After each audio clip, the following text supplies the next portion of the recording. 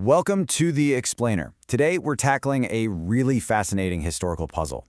How in the world did a constantly warring, totally fragmented Europe manage to rise up and basically dominate the globe after the 16th century? It kind of defies logic, right? Let's get into it. All right, so to really get this, we have to travel back in time. We're talking 1500, a real crossroads in history. So let me ask you this. If you were standing there in the year 1500, looking around, who would you bet on to be the world's strongest power? I can tell you right now, you probably wouldn't have put a single cent on any European kingdom. I mean, just look at the competition. On one side, you had these massive, unified empires in the East. Ming China, they had it all. A super organized central government, a huge population, and technology that was way ahead of its time. Then you've got the Ottoman Empire, the sprawling military powerhouse that was just gobbling up territory on 3 different continents. And then there was Europe. It was just this messy, fractured collection of little kingdoms and city-states that were always at each other's throats. Not exactly a recipe for success, or so you'd think. But here's the twist. That amazing strength, that tight, centralized control that the big empires had, it turned out to be their biggest weakness. Think about it. When all the power is in one place, one bad decision from the top, one conservative turn, could literally slam the brakes on innovation for the entire empire. And well, that's pretty much exactly what happened. You see, in China, the government got nervous about merchants becoming too powerful. So in 1433, they just shut it all down. No more giant treasure fleets, no more overseas trade.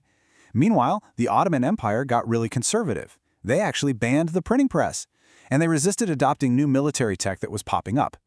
Basically, both of these giants chose to play it safe. They picked stability over innovation, and that was a fateful choice. Okay, so while the East was turning inward, Europe was doing the complete opposite, and this is where it gets really interesting. That constant division, the thing that looked like Europe's biggest weakness, it turned out to be its secret weapon. See, because Europe was so split up, there was no single emperor who could say, nope, we're not doing that. If one king in, say, France turned down a brilliant inventor with a new kind of cannon, that inventor could just pack his bags, walk 100 miles, and sell his idea to a king in Spain or Germany. This created this incredible pressure cooker of competition. We're talking constant military one-upmanship, economic freedom because no one could control all the trade, and a wild, unchecked spread of new ideas thanks to things like the printing press. This whole mix is what historians call the European miracle. And all that competition led directly to better and better military tech. I mean, it was a full-blown arms race. But the real game changer wasn't just on land. It was at sea. The development of these long-range sailing ships, bristling with cannons, was the key. It was the technology that let Europe project its power thousands of miles away, something no one else could really do. So, you've got this system of competing states, which is working wonders for Europe. But what if one power got strong enough to conquer everyone else and create a single, unified empire? Well, that almost happened. This whole new European model faced its biggest test from one family that came incredibly close to doing just that, the Habsburgs. And when I say they fought, I mean they fought everybody, everywhere, all the time. For about 150 years, it was non-stop war. They were fighting France over in Italy, the Ottomans in Hungary, Protestant princes inside Germany, a massive rebellion in the Netherlands, and even taking on England at sea. It was this crazy, never-ending multi-front war for total control. You're probably wondering, how did they pay for all this? Well, they had a secret weapon, a massive river of silver flowing in from their colonies in the Americas. It was an insane amount of money. But here's the problem. This was also the time of the military revolution. Gunpowder weapons were changing everything. Armies got bigger, you needed these new super expensive star-shaped forts to stand up to cannon fire, and the price tag for all of it was just going through the roof. Even all that silver from the New World couldn't keep up. And so you get this incredible moment in 1557.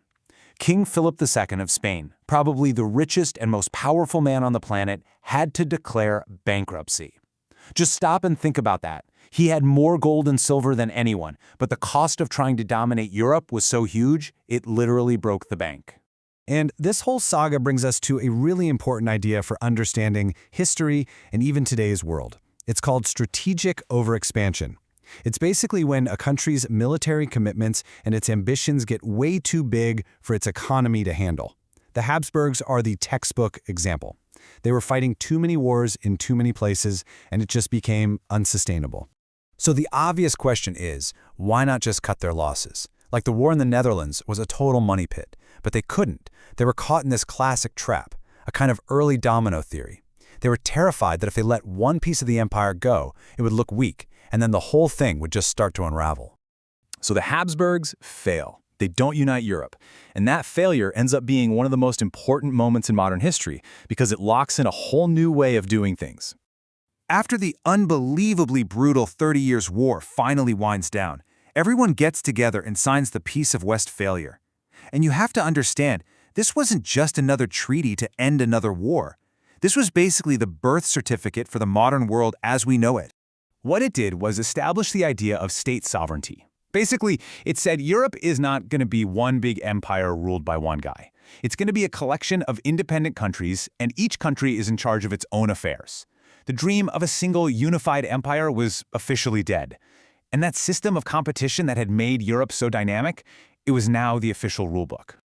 Okay, so why are we talking about the Habsburgs today? Because their story isn't just about the past. It shows us a pattern, a cycle that we see with great powers over and over again.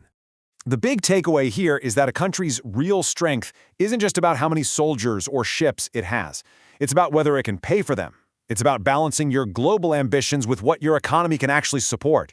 When those two things get out of whack, well, history shows that decline is usually right around the corner. And you see this play out again and again throughout history. It's not just the Habsburgs. You can look at the Ottoman Empire or any number of more recent powers. When the cost of policing the world and fighting endless wars starts to consistently drain the economic wellspring at home, that's a huge red flag. That's when empires start to stumble. Which brings us right back to today. And here's the big question I want to leave you with. When you look around the world right now, do you see any major powers falling into that same exact trap? That trap of strategic overexpansion that brought down the most powerful empire of its day 400 years ago. It's definitely something worth thinking about.